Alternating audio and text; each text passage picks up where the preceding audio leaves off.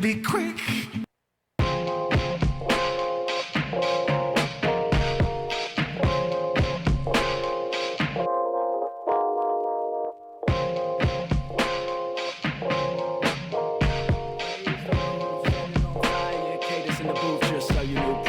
Everybody riot, organized chaos, nobody quiet. We gon' try a seance. Communication and communion with the world's greatest icon. Station as a human, yet he's listening to my song. I've joined this that no. All right, and we are live here on the round table on HamiltonRadio.net, channel HR2. I am your host, John Brecco. Ruben is off to a hot start, giving me the wrong theme song in the first 5 seconds of this show. I love it. But anyway, guys, Should have been we've got lucky a you got your great theme show song. for you guys today.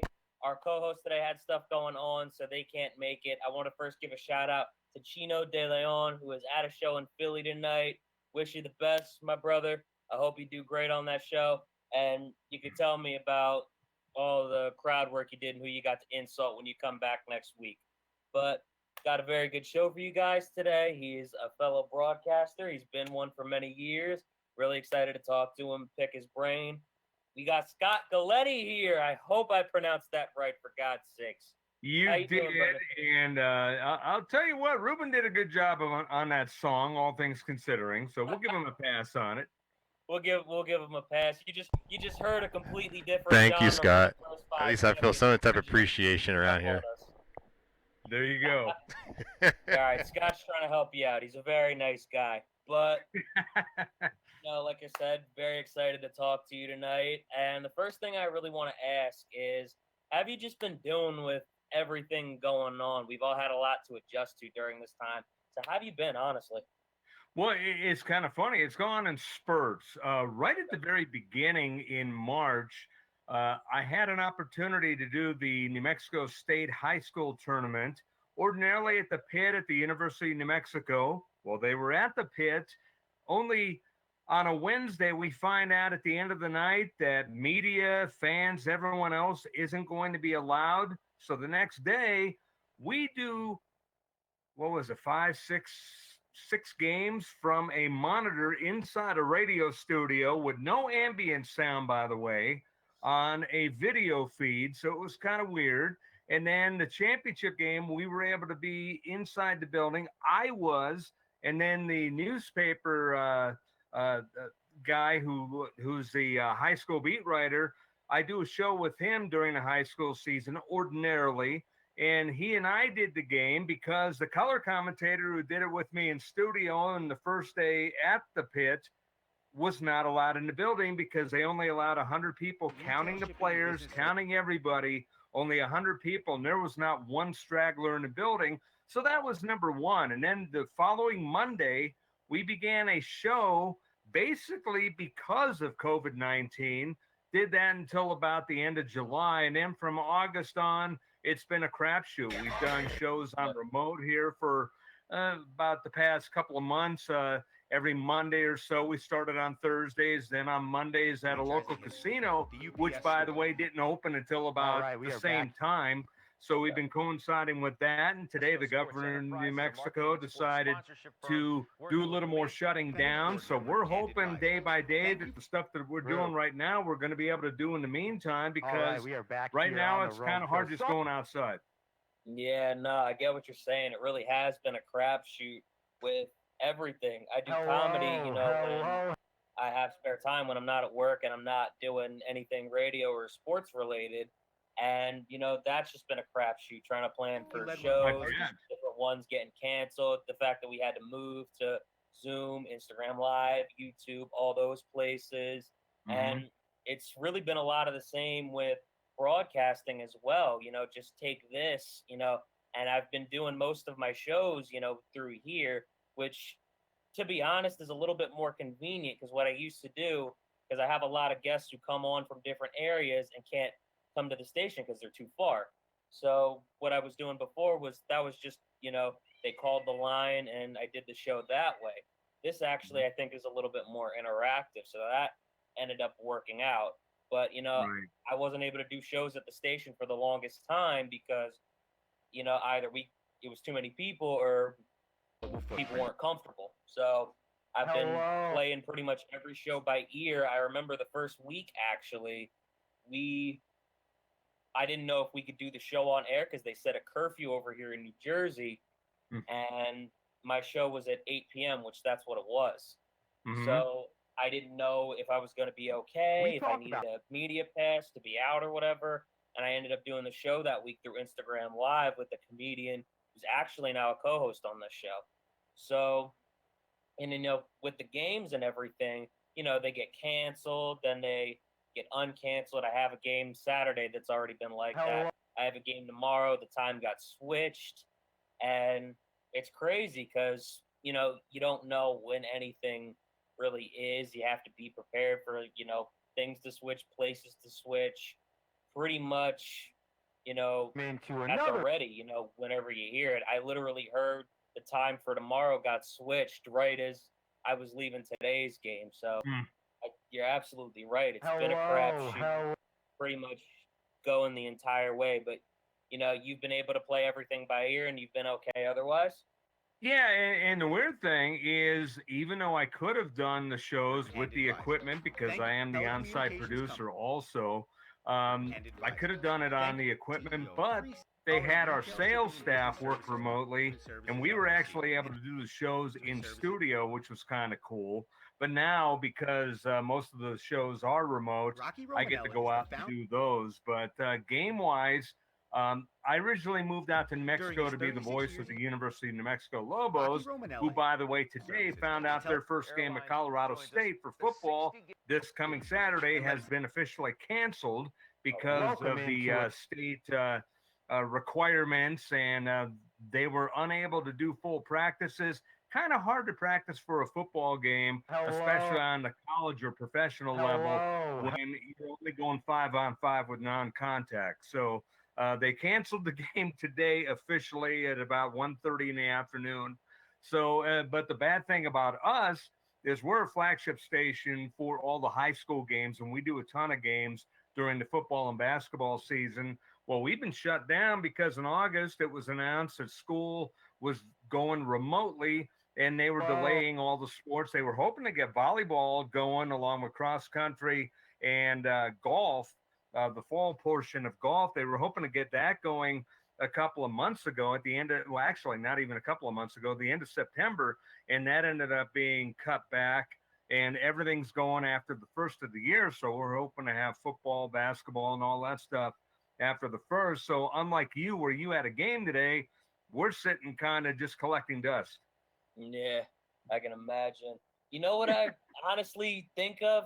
When you have sports like golf, when you have sports like volleyball, somewhat, when you have baseball, I would think those sports would be able to go on first. They're basically socially distant already. You don't have people like hitting or tackling each other. I feel like wrestling is the absolute worst sport you can do because you're trying to pin a guy to the mat.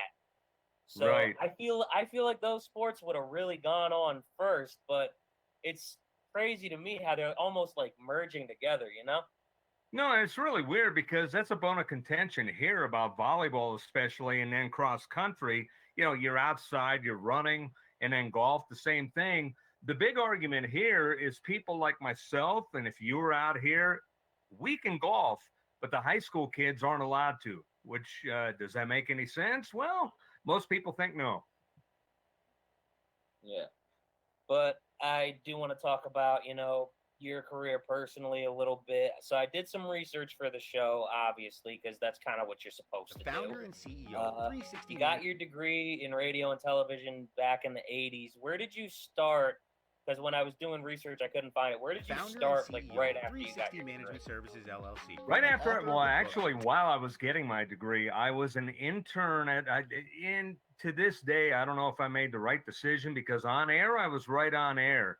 But, in terms of professional growth, I might have made the wrong decision because I had a decision to make between Prime Ticket, which was in the beginning. It's a station that does most of the professional games in LA, and a little radio station in Long Beach, California. Well, I picked the radio station. I was basically the board op. I was basically the morning sports guy. And about a couple weeks into the internship, they come to me and they say, well, we're going to make some changes. And I'm thinking, oh, what's going on? They said, you're too good to be just an intern. We'll keep your intern. You'll get your class credit, but you're going to be the sports director officially. And they gave me a full-time job. So I ended up being at that station for 3 years. And then I was at another little station as the sports director for another 6-7 years. So about 10 years I was at 2 different stations. And then I also did some reporting, column work, and everything else for 7 years as a newspaper person, which I vowed when I was younger I would never be in newspaper because I didn't like to write.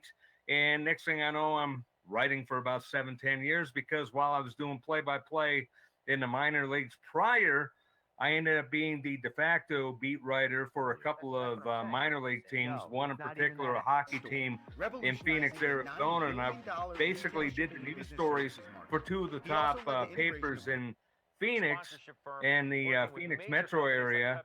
And those were the papers that when my team went out of business and I ended up needing a job, they gave a recommendation to a newspaper that all of a sudden needed an opening, which, by the way, is in Newhall, California, where the starting pitcher for the Tampa Bay Rays went to school, and I covered a lot of games at his high school. My kids, 2 of my kids went to that high school. Sometimes So it's kind of, it's kind of been a full circle thing for me, just in terms of, early in the business, learning to be adaptable and able to do a bunch of stuff has really helped me.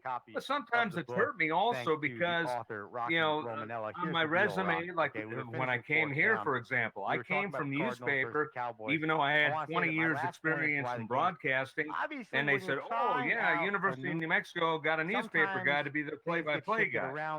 So you kind of get pigeonholed when you're not supposed to be, but that's what happens when you do everything and then some. Thanks to the author, Yeah, Rocky Romanella. that makes a lot of sense. You started that with like, I got this full-time job at the station, and then I got this opportunity over here. I was like, where the hell did he go wrong for a second? Then you kind of, wrapped it around full circle. I was like, okay, I see. So if you're giving advice to, say, a younger guy trying to get into broadcasting, would you tell them to, take any opportunity given to you, or would you tell them to, make sure you try to focus on the one area that you want to be in? Or could you potentially do both, if you have the time to make it work? That's a great question, John, and I would go with the latter on that. With the experience that I've had, if I was younger, I would have probably gone with the, hey, choose it. And I actually left LA to go to the Chicago area just to take a chance, because I heard that there was an opportunity in the old Continental Basketball Association. There was a team in Quad Cities. And I got an opportunity to cover professional sports in Chicago with the station also. But I decided, you know what? I've got relatives out there. I'm going to hop in the car. I'm going to drive to Chicago. I'm going to show up at their doorstep. And I ended up getting a job.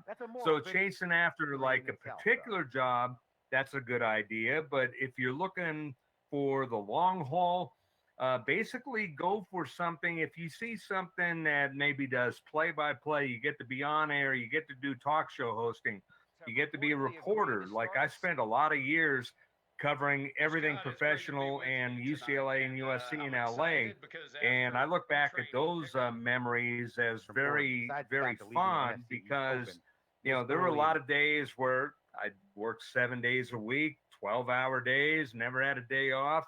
And then I got burnt out for a while, but then I look back and think, if I didn't do that, I wouldn't know half of the stuff that I know now, because I learned so much just by doing. But, the versatility to me would be the biggest thing. If you're looking for a job, look for something where you can be someone that, they can't do without. And I like to pride myself for being the guy that usually, if I leave a job, it takes 2 to 3 guys to replace me. And I take pride in that because I've worked my tail off. That's a moral victory. Yeah.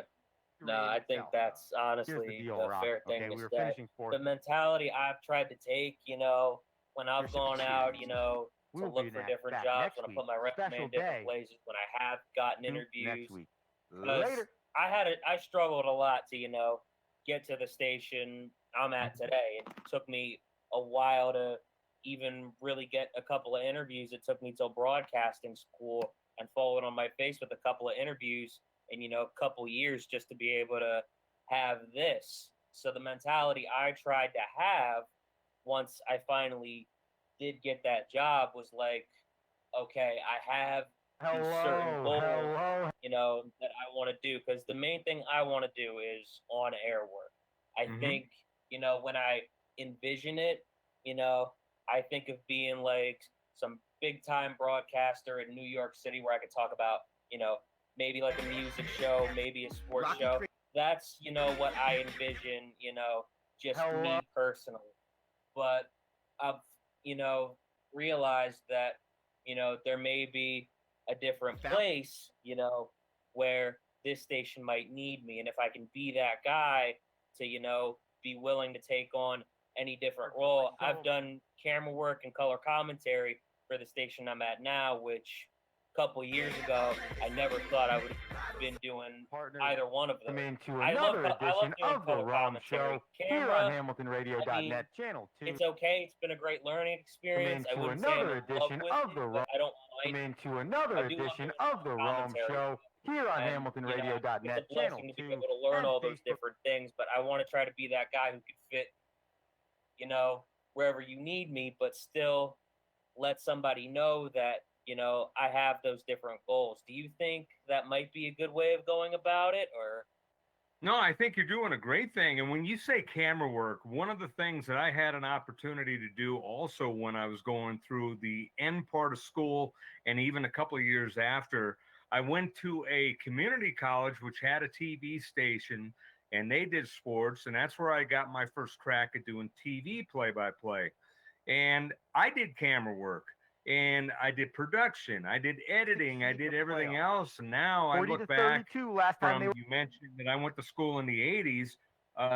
If I had the stuff to work with now that I had then, I'd be a total master at editing and everything else because the editing is 100% easier now than it was back then because everything's digital. You can do everything. Yeah.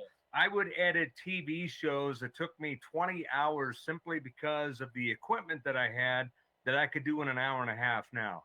So I mean, it's pretty amazing. But some of the fun parts that I did was camera work, and I actually did play by play one year when I was also a TV sports director. I was working for the High Desert Mavericks in Victorville, California, and I did their TV show, and that's where I had to basically do everything on my own. And I also did my own highlights. Home games, I had a camera person on the road. I figured, hey, nobody's going to see these highlights unless I give it to them. So I'd bring the camera. I'd actually hold the camera. I had it on a tripod. I'd stand up during the game and do play-by-play while doing camera work.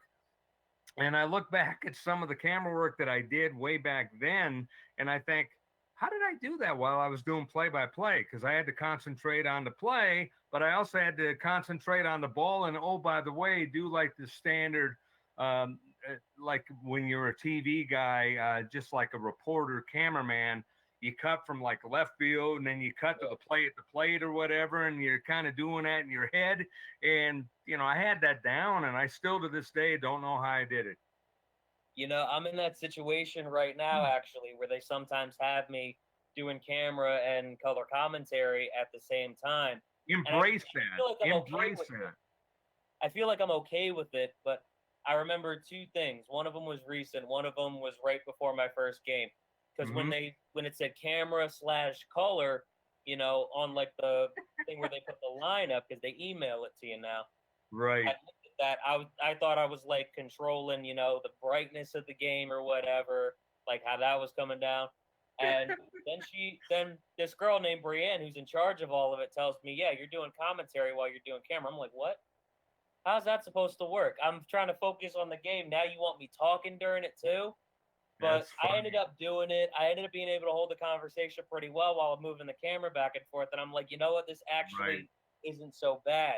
But I remember, and this happened to me actually like 5-6 days ago. I do a soccer game over at Pennsbury High School, which is a couple minutes away from the station. So that was nice. But I remember when I got to the right side of the field. The sun was so effing bright.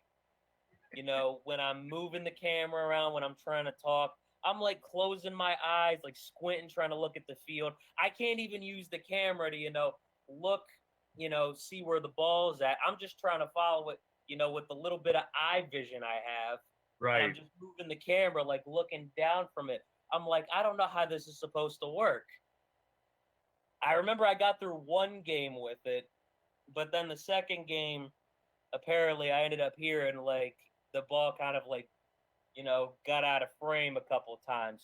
So I ended up having to tell him like, this sun is too goddamn bright. This is Right. we need like a truck that I can be in. We need like next time I'm thinking of borrowing the play-by-play commentator's hat just to try to help me see a little better. But I've tried my hood and that didn't work at all. So Wow. yeah, I was trying everything, man. I even took his sunglasses from him.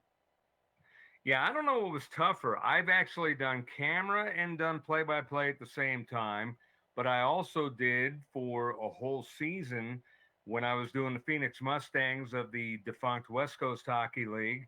I did every game and I was the de facto beat writer. So my job was writing stories. And oh, by the way, it wasn't like a media relations guy, which I was, where, you send the stuff after the game and you send it whenever you can get them the story. No, I was on deadline, which means half the time I had to get the story sent basically about 10 minutes, 15 minutes after the game. Okay. And that was tough. And all the colleagues around the league, they said, if I had to do what you were doing, I would quit. And it was kind of funny. So I was that guy doing the job that no one else wanted to do. Yeah, I think, when you do that, people kind of really take notice of it a little bit more than, a guy that says, F this, I'm not going to do that or do that different part. I think you got to be, a little bit more open-minded to different things. And, I didn't realize how open-minded I was going to have to be, but I think it's worked out so far, It's going to pay off for you, I believe. It'll definitely pay off. The thing that I want to do, because I work in Amazon right now, I want to quit my big boy job. That's the goal. I want to be able to quit my big boy job so I can enjoy the rest of my life and I can leave that BS behind me. Because I can't stand that place. I swear to God, that is the bane of my existence. I'm happy in every other aspect of my life, but that, except those 40 hours every week. But Right. I do want to ask, a little bit about your background. Have you been a sports fan pretty much all your life, or was there like a certain point where you got into it? Based on the conversation we've had so far, it seems like you've been a sports fan pretty much your entire life. Is that the case? I have. And actually, I grew up in LA, about 20 miles from LA. I grew up a big Vin Scully fan. In fact, it's kind of funny. I was almost 4 years old. My late father did a reel-to-reel tape recorder interview with me and asked me what I wanted to be when I grew up. And I told him I wanted to be a sportscaster, just like Vin Scully, just like the late Chick Hearn, who did the Lakers for many years, and Buddy Blattner, who was one of the original Angels announcers when they were the LA Angels and then the California Angels. So, I always wanted to do it. But the funny story is, you asked how, about my career. Well, I was going to be an accountant. My late uncle worked for a company that I would fly out to Chicago and spend the summers with him, and actually worked with him in downtown Chicago. And I wanted to be an accountant. On the side, I would bring a little beat up tape recorder and go out just for laughs and giggles and do play by play, figuring, I never thought that I'd be good enough. So I took a tape recorder out and I would do games. And next thing I knew, I got a tip to go to the media door and get the game notes. And then I start doing preparation. Then I started like doing everything that you would do for a regular game, just to kind of clown around. And there was a California Angels game against the Cleveland Indians. Well, two guys came from Buffalo, New York. They were big time Indians fans. And they saw me sitting where I would normally sit at the Angels games, which was at the top of Anaheim Stadium, about probably 10 rows from anybody else because I didn't want to bother anybody. I didn't mind if people came by me. So these guys come up to me, hey, you mind if we sit by you? And I said, no, sure. So they just listened to me do the game. They didn't really bother me. And then at the end of the game, we end up going out to dinner together. But at the when the game's over, they say, oh, what station do you work for? And I said, oh, I just do this for a hobby. Well, being New Yorkers, one of them says, you got to be bleeping kidding me. You're not doing this for a living? You got to change this. That's BS. And I'm thinking, I just met these guys and they're like swearing me out for not being a professional broadcaster. So next thing you know, I figured, oh, I'm going to change my major. And I ended up changing my major, went to school for an extra 3 years to learn both radio and TV. And here I am. But it's all because of two guys from Buffalo, New York that kind of set me straight. That kind of sounds like that's something a New Yorker would tell you too. Exactly something like that. You're doing all this BS, setting all these wires up, and nobody's even helping you with this. You're not even with the station or anything. And then, there's a bunch of things that, there's a bunch of words that they use where I could say it on here if I wanted to. I know. FCC and they did use those words, by the way, too. And it's kind of funny because it was a compliment, but they were cussing me out, but it was a compliment because they said, you're too good to be just doing this as a hobby, which I thought was to me, to this day, that's probably one of the bigger compliments I've ever gotten. Yeah. But the thing is, when a New Yorker says it, even when they say a compliment, it's never nice. It's always backhanded, like they're actually trying to smack you. Right. But it always comes out like that. I've done enough shows in New York where, it's pretty much been like that all the time. The nicest thing anyone has ever said to me in New York, they smile at me and say, good job. I'm like, what the hell are you smiling about? You're in New York. Like, that's what I start thinking. Funny story. When I was doing play-by-play for Long Beach State University years ago, myself, the late trainer of Long Beach State, and the sports information director, we were going to Fairleigh Dickinson. I was at Long Beach State when Seth Greenberg was the head coach, so I was there for 3 years. And we're on our way to the game, and we were staying out by the Meadowlands, out by the stadiums, and we're on our way, and we go to a gas station asking where Hackensack is, and a guy with a greasy backwards Mets hat at the gas station says, Hackensack, this is Jersey City, you bleeping idiots. And he's got a smile on his face. And, at the end, he goes, you got to go on the 3 East and you got to go here. You got to go here. And then he goes, have a nice day, you bleeping idiots. And he's like laughing the whole time. And to this day, that's been like one of the memorable New York lines that we ever had. I can imagine. They just have a way of talking to you. You just remember that. Because that's him trying to help you out. One of the co-hosts I have is from New York, actually. The one that I had, on the Instagram live show that one time when we didn't figure this out, when we were having trouble, figuring it out because COVID just started. Right. And, we were going back and forth with each other on Instagram the whole time, just talking trash to each other, back and forth for about an hour until the Instagram live, runs out of room because it only lets you go on for about an hour. It's not like this or Zoom where, you can go as long as you want. Mm-hmm. But I remember she was in the middle of insulting me and it just cut off. I was like, I wanted to hear the rest of that. What's going on? Just nice. Instagram just had to come on and ruin my day when she was trying to destroy my self-esteem and making it. But the next thing I want to ask you, you seem like a really big baseball fan. When I was looking stuff up, everywhere you went, each, high school, college, ESPN, all those places you went to, they involved bases and balls. I apologize if that sounds provocative, but every single place, that's what was there. You did other stuff, obviously, but, I guess you're a big baseball fan? Well, I was a big fan. I've been doing covering sports professionally for so many years. I don't know if I can say, it's kind of funny on the shows that we've been doing. Even last night, we're out at the casino. We're talking about the Dodgers playing Tampa Bay. And I covered the Dodgers back when they won the 1988 World Series. I was sitting next to TV guys from the Bay Area up in the auxiliary press box at Dodger Stadium when Kirk Gibson hit the home run. So it's kind of funny because I know so many people who weren't even born yet. And I tell them the stories about, we're talking trash next to each other. And, they're like heavy A's fans. I was, pro Dodgers, but professionally on the air, we never showed that. But off the air, hey, we talked a bunch of smack, so it was kind of funny.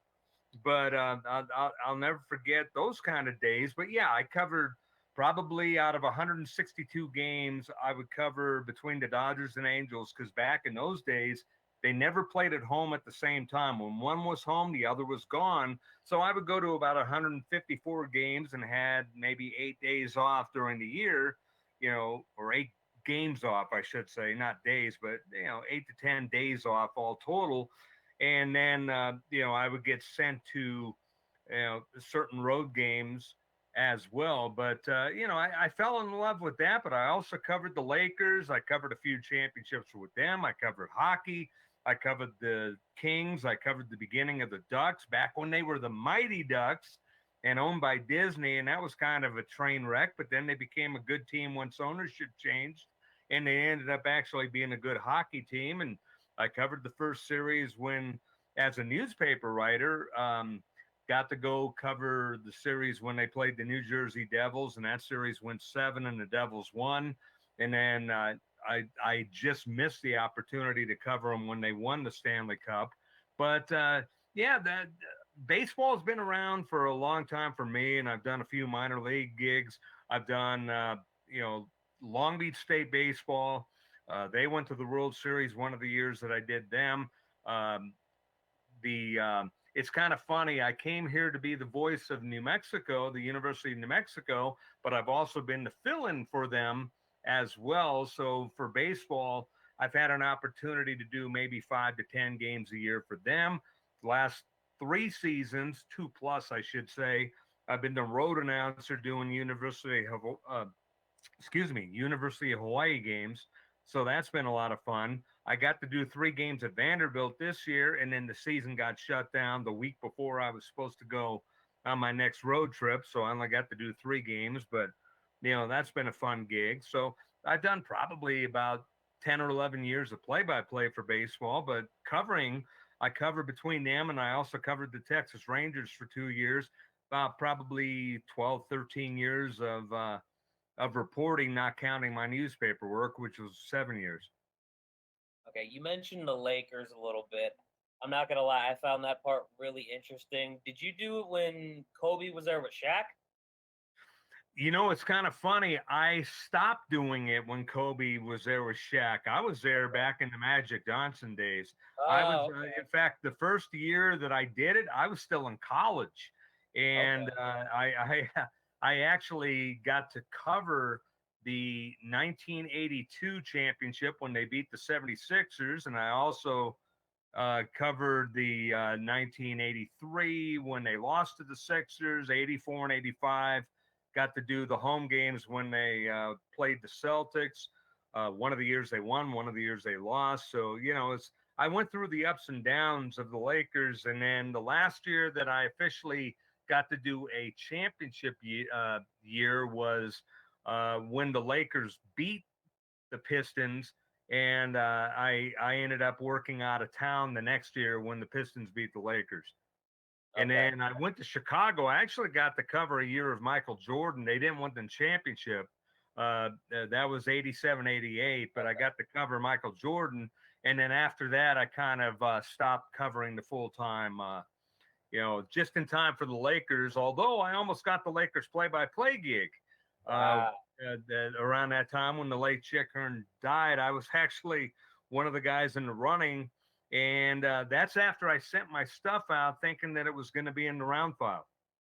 Wow, that's crazy. I get a call from a friend of mine saying, hey, you're not going to believe this, but you're in the running. And I had no idea because I knew that they had guys. And the guy that ended up getting it was Joel Myers, who now does the New Orleans Pelicans.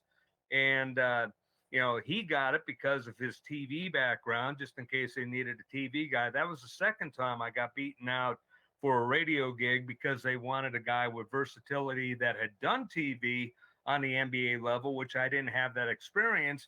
But if he didn't say yes, I was told that job was mine, and they talked money. And to this day, I don't think I've made that much money in my whole life. So it would have been a good paycheck. Yeah, I can imagine. But I want to ask a little bit because you said you covered Jordan as well. Who's the GOAT to you? This is the $1 million question: LeBron or MJ? Oh, that's yeah. I'm gonna go on a limb because I've already said it on the air. I'm gonna say MJ, only Okay, because what he had to do and the style of play that he had to play in.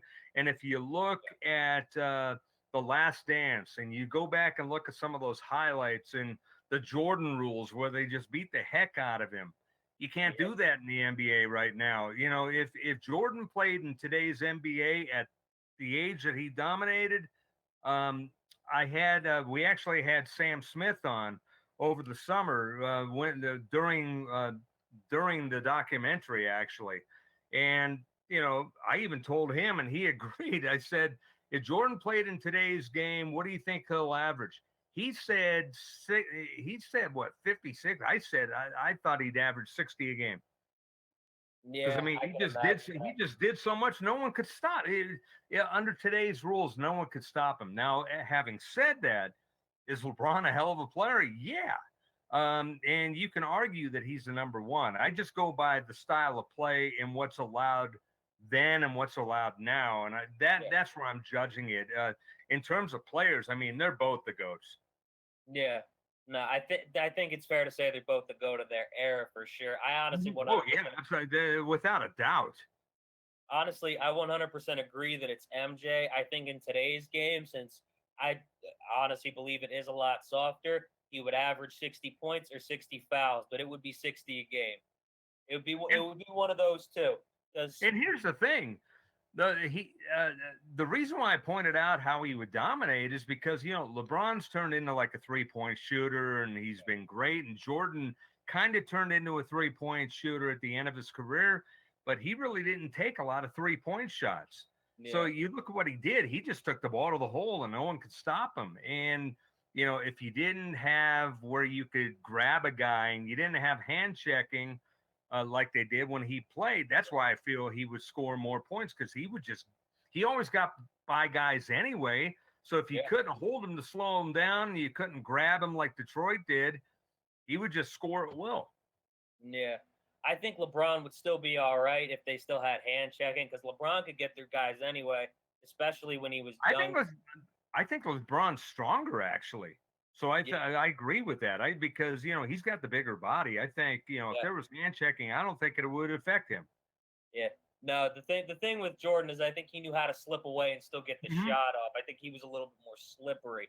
With LeBron, he could just get right by you. But I think they both developed a 3-point shot later in their careers because they got older. When you make contact like that, and when you're running to the hole, it puts a strain on your body, especially your legs. So I think they had to develop that when they got older. What I think really does it for me isn't the fact that, LeBron has lost, more times in the finals than he's won. But what really does it for me is, you look at his first three-peat from 91 to 93 for Jordan. And then you look at the second one from 96 to 98. You have 94, 95, where the Bulls didn't win anything. Well, guess what? Jordan was playing baseball. Right. So, all 6 years in that 8-year period that Jordan was playing, they won. And they never even got to a Game 7. It's not even the fact that he got to a Game 7. It's the 6 years that he was there. There wasn't anything anybody could do. The 2 years he wasn't there, they weren't. And then 6 years they were. So that's what really, I think, does it for me. I think if LeBron can, do a three-peat of his own, then I think there's more of an argument. But that's what really sets them apart, I think. I'm going to go one argument, though, about LeBron with his losses in the finals. I mean, you could argue how many times did Michael Jordan lose in the semifinals before he got to the finals? So I don't know if that's a fair argument because even though he was losing to teams like the Pistons, he was still losing to get to the finals. But yeah, 6-0 in the finals, very impressive. But LeBron getting there as many times, to me, that's impressive. So, I mean, Yeah. you can make arguments on both sides. No, that's 100% true. That's honestly something I haven't even thought of either. I But just thought of I it mean, after you were answering the question, actually. So I hadn't yeah, thought of it either, to be honest with you. I like where you went with that. I can appreciate that.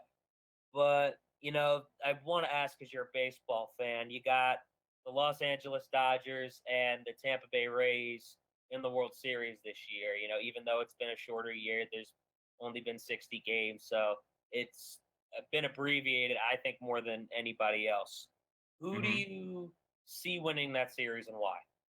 Ugh, it, my fandom will come out. I'm gonna say the Dodgers, but I mean at the same time, the arms of the Tampa Bay Rays are Okay. outstanding. But I think hitting wise, I think if the Dodgers can solve the Tampa Bay Rays pitching staff, I think overall, that will put them over the hump.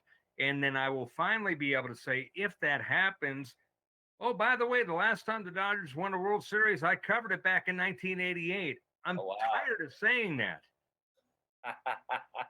Yeah, it was when you were there. You were their good luck charm. Are you sure you're tired of saying that? Well, well, it's kind of funny that you say about the luck charm because I got a personal story. It wasn't me being the luck charm, but my oldest son, who, by the way, went to the same school as Tyler Glasnow, my oldest son and daughter went to Hart High School in Newhall. So they went to the same school as the pitcher for the Rays tonight. But uh, we're in the office in Tommy Lasorda's office because if you were a regular, you got a badge that said that you got into the clubhouse. Everyone else had to be in the media staging room where, you do the standard what they have right now with the press area where there's 100, 200 people asking questions. And, so I'm in the clubhouse before the game and Tommy Lasorda and I talk at the very end, and I gave him a picture of my son, who was a couple months old in a Dodger outfit, a Dodger cap, and everything else from uh, my mother-in-law on my ex's side. And it was kind of funny because he goes, "Oh, who's this?" I go, "Oh, this is my son Michael." He goes, "Oh, hey, I'm going to put this on my desk." So this is Game 7 of the Mets series. So they win the game. After the game, he comes up. He goes, "Scott, this is my good luck charm. It's staying on the desk." Ah, So that's a love true it. story, and it's kind of funny because I did a lot of dealings with Tommy Lasorda, but I never thought that would happen. Yeah, that's pretty cool, man, honestly. But the thing with baseball, especially today, there could be an argument, that it hasn't really been successful, getting younger fans to watch the way basketball and football, have. Football has honestly been my first love, and that's because I played for 3 years in high school. So Hmm. there's that for me.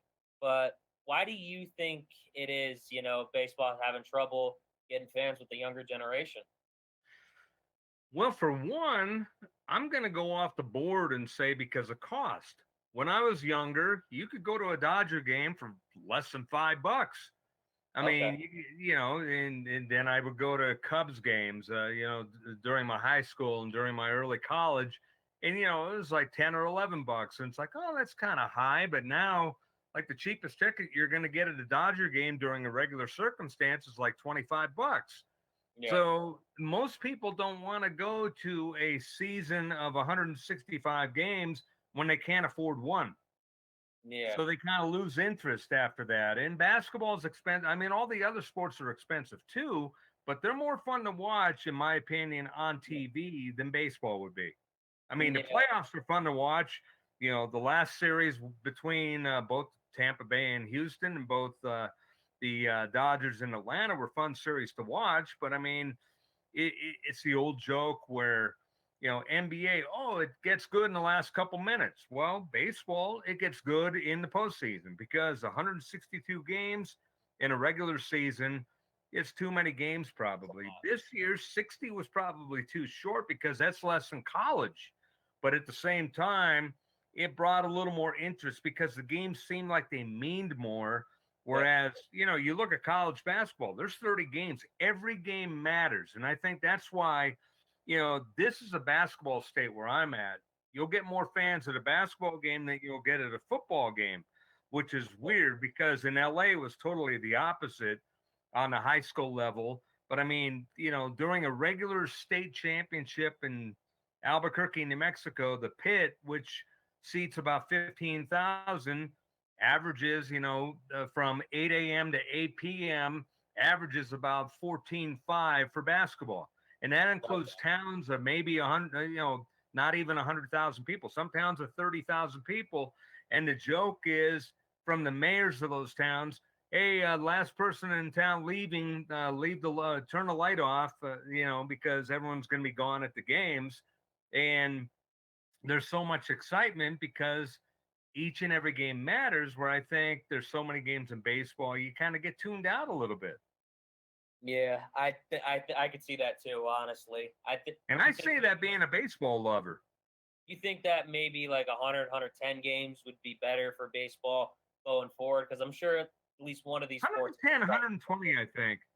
Okay. I think 110, 120, thereabouts. I think that would be a good number, yes. Yeah. Honestly, I think, it might have something to do with that. Baseball is not fun to watch on TV because they're standing around as much as you are. But Right. I Right. think the fact that it's harder for the younger generation, has to do with, social media. You get everything on your phone, you find everything right away. So when you have people just kind of sitting there, I think you lose interest, honestly, because of that, because you're used to just finding everything. You're used to always having your mind occupied on something. And when Right. you see somebody, standing or sitting around as much as you and you're just watching them, I think that kind of changes it for them a little bit. And I think as far as I can see, that's why. No, that's a good point. But I think this year, out of all the years, I think baseball's done a really good job of marketing itself. And I think that was part of the problem, too, where, it was all about the players, all about the owners. And, oh, by the way, what about the fans? And I think since there's been no fans, I think they've been more cognizant of that and really, putting a better effort in making the games look better on TV and make them sound better on TV because people couldn't go to any games. Yeah, I think that's fair too, honestly. The next thing I want to ask you is, since you've been doing this since the 80s, how has it changed, I guess, the best way I can put it? Well, I mean, I come from the dark ages where you actually had to, when you were doing audio tape, you had to actually cut the tape. And, when you did TV, you were actually doing tape as well. And it was kind of a cross between the old VHS, but it was a 1/2 inch, 1 inch tape where, like I was saying before, the equipment that I had, when you did a search, it was almost real-time search. And it took forever to find where you were going to cut. The editing itself took a second, but all the searching, that's where the time added up. Where now, I can do audio or video and look at a game or look at a show and look at anything that I do, either video or audio, and know right where or thereabouts where I'm going to, hey, I want to check this part out of the game. Find it, make an edit, make a highlight, do everything else, and have it done within 5 minutes. Whereas in the old days, that same process takes at least a half hour. Yeah, I have a lot of younger guys that, come on the show, a lot, a lot of younger, podcasters, comedians.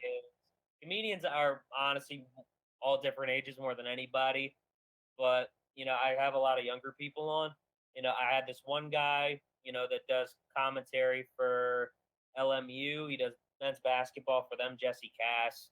And, I have a lot of young, so I don't get to really pick a lot of brains when, I have somebody like you on. But, I do want to ask, like I said, you've done a lot of different sports throughout your career.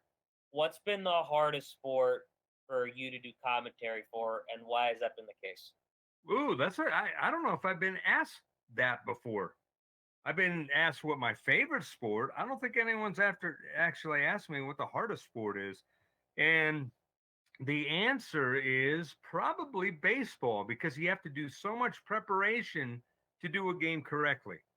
I mean, Okay. anybody can call a game, anybody can call a highlight, but I was taught early in the game by some Hall of Fame broadcasters, it's what you do in between the pitches that makes you a good broadcaster. And I think, to fill the blanks with stories and get information on players and get stuff that's interesting, you know, Yeah. back in the old days, I used to think that stats were important. And someone sat me aside and said, stats, you need those. Baseball's a stat oriented game, but, you know, where's this guy from? What's his story? And, I look for kids' stories even when I'm doing high school games now.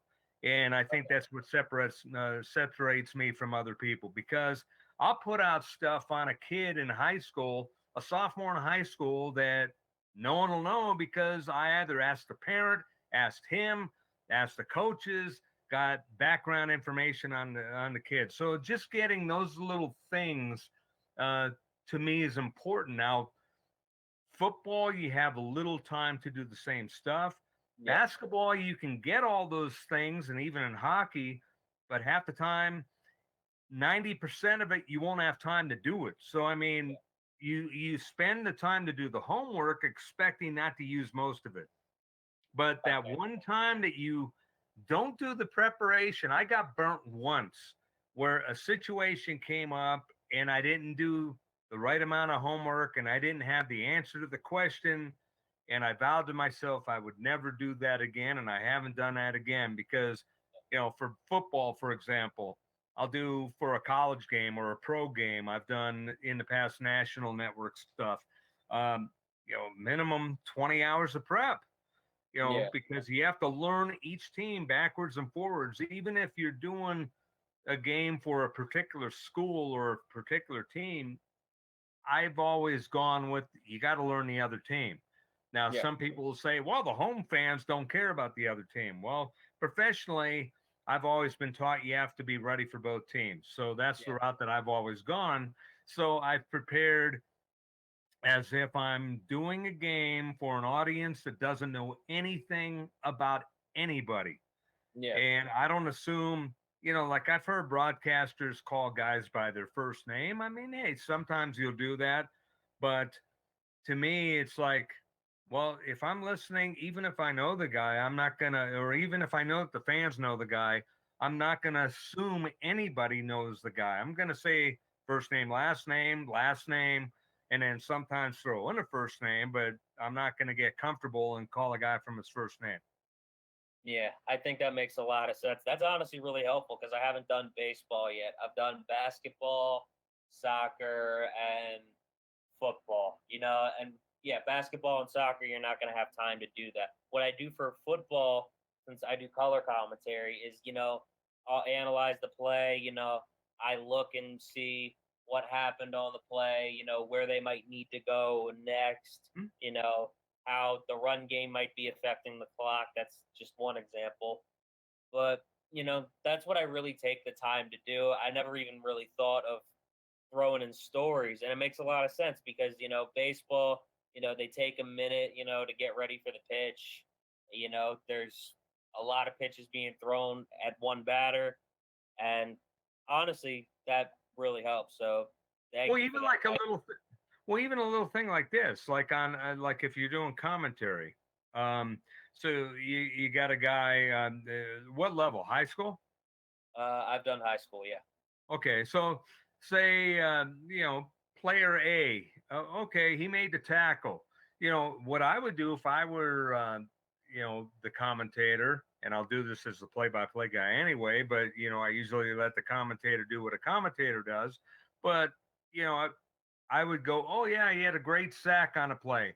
That's his 14th of the year. By the way, he had 3 sacks in last week's game. And make sure that you got little tidbits. And that kind of counters for stories because stats can be boring, but the important stats aren't boring. Yeah, try to keep lookout for that, and it lets you know who to really watch in the game, and you kind of let a Exactly. story develop from there. So I like that. But honestly, you took it in a completely different direction than I was thinking because Oh, I had another broadcaster on who I asked the same thing, and he said volleyball was the toughest for him because he had to learn how the sport was done because from doing this for so long, they may ask you to do a sport you don't have any idea what the hell is going on, and you got to pretty much learn the thing in an hour and a half, which isn't feasible, but nobody wants to hear that. So okay. I had to do the same thing with volleyball. And volleyball, I just needed to learn all the rules, and I had coaches coaching me up, and media relations people coaching me up. But there was a sport that actually I did on cable TV that probably was my toughest sport, only because of what you said. You got to learn the stuff in an hour and a half or whatever. I did water polo. uh, I had to uh, learn the rules, and uh, luckily I had people helping me at the last minute because I'm reading up on books.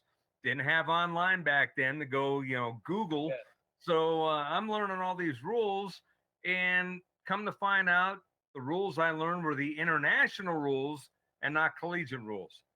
uh, So there were nuances. There was a lot of same stuff, but in water polo, some of those rules are totally different, which I did not know. So yeah, luckily, I had someone sitting next to me saying, "Oh no, you gotta, this is this, this is this, is this is this," and yeah, ended up being, once you get to the game, it's as long as you're the way I look at it, as long as you're prepared to do the game, because I go back to baseball. The toughest part for baseball, it's kind of a trick question. The reason why I said baseball is hard, calling the game is easy.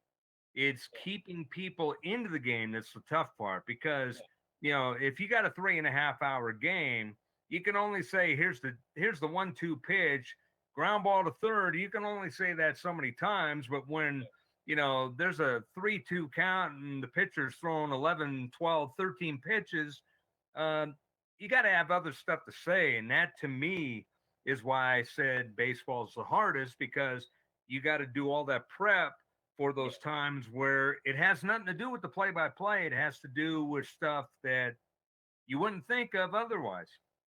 Yeah, I like that, honestly.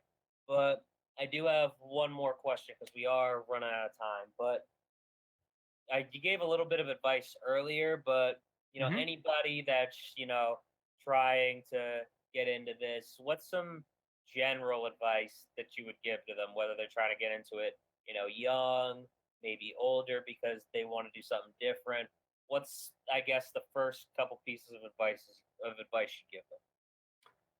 Don't sell your soul to doing just anything. Try to, pick and choose what you want to do, but at the same time, learn everything that you can about if you want to be a play-by-play guy, learn about play-by-play. You want to be a color guy, learn about that. You want to do both, learn as much as you can, but also learn about different things. Learn how to be a writer, learn how to be an editor, learn how to be a cameraman, like what you're doing.